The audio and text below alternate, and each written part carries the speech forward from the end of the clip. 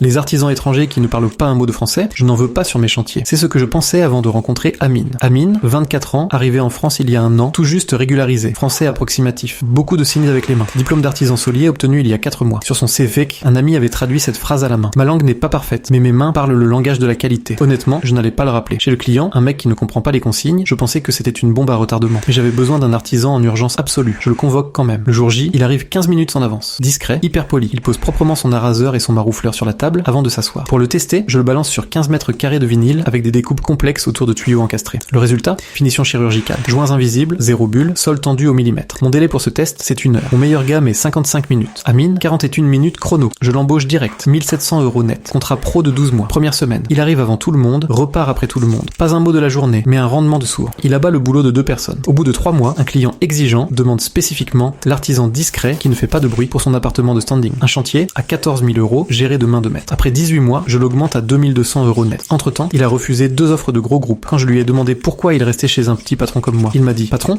les autres voyaient juste un étranger qui ne sait pas parler. Vous avez regardé mon travail. Aujourd'hui, il parle super bien et encadre nos apprentis sur les chantiers les plus techniques. Retiens ça. L'origine d'un gars ne dit pas ce qu'il a dans les bras. Les bons employés qui veulent s'en sortir, on les intègre, on ne les laisse pas de côté.